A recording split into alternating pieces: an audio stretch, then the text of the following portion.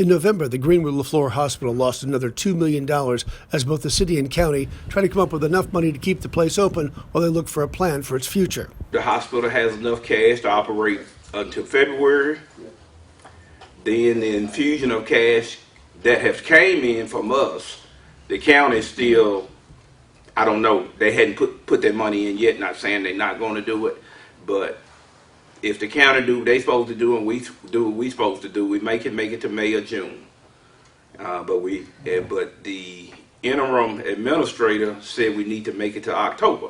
Making it 10 months down the road may sound impossible, but with deep service cuts, subsidies, and cash from the city and county, some think the hospital can survive that long.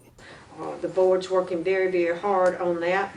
And I want to say lastly that the city has given their obligation. We gave them a check for $1 million and then some services going on to continue until we get this solved of where the hospital's going. But we're going to have to help them until we hear from both the legislators.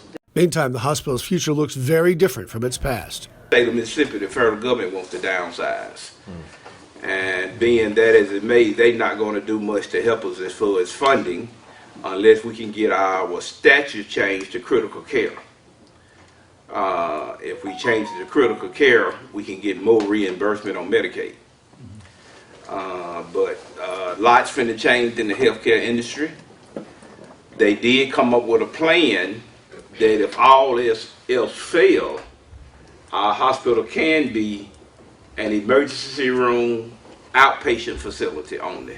Certainly a big change from a 200-bed inpatient hospital, so the city and county say they're open to offers.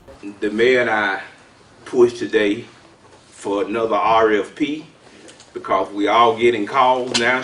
I'm getting them about people also interested now in buying the hospital and leasing it.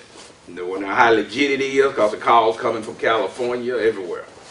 How legit it is, I don't know. Meantime, Greenwood Leflore Hospital may only exist on the kindness of its neighbors, contributing through a Gofundme type of setup. So I was told that something's going to be online for donations from the hospital, that Hammond's putting something online.